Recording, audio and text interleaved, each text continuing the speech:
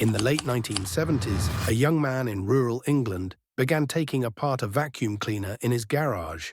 He wasn't an engineer by training, but he had an unusual fascination with air, how it moved, how it failed, how it could be controlled. That man was James Dyson. While others accepted that vacuum cleaners gradually lost suction, Dyson believed that flaw wasn't inevitable, it was just poorly solved. His idea was simple: use centrifugal force, the kind found in industrial cyclone towers, to separate dust from air without relying on a filter. But translating that into a home appliance was anything but simple. Over the next several years, Dyson would go on to build 5,127 different prototypes.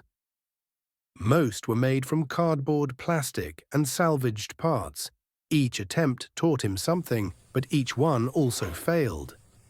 His garage filled with the remnants of those machines, hand-labeled, stacked on shelves, laid out across the floor.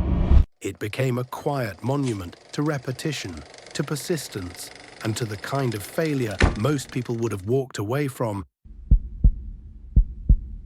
During this time, money was running out. Dyson's invention wasn't generating income, and there were no investors willing to back an unproven idea that challenged an entire industry.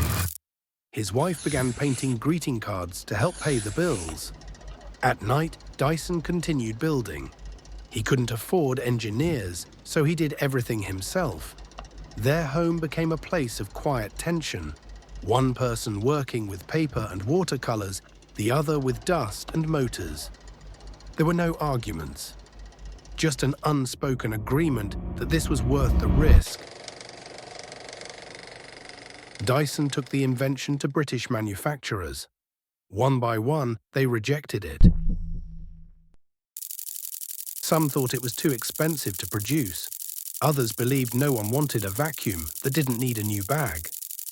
So he went to Japan, a country with a stronger appetite for new technology and high design.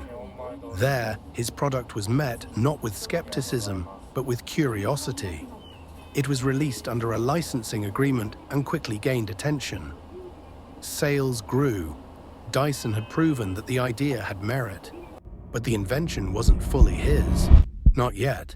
After the Japanese success, Dyson brought his product back to the UK, but major vacuum manufacturers had already begun releasing similar products. Suspiciously similar. Dyson hadn't just created a vacuum, he had built a library of patent protections. He sued. They sued back.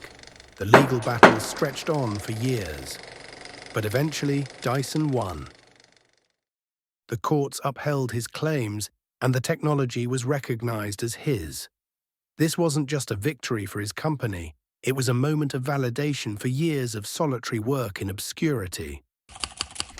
Today, at Dyson's headquarters in Malmesbury, England, prototype number 5127 sites in a glass display case.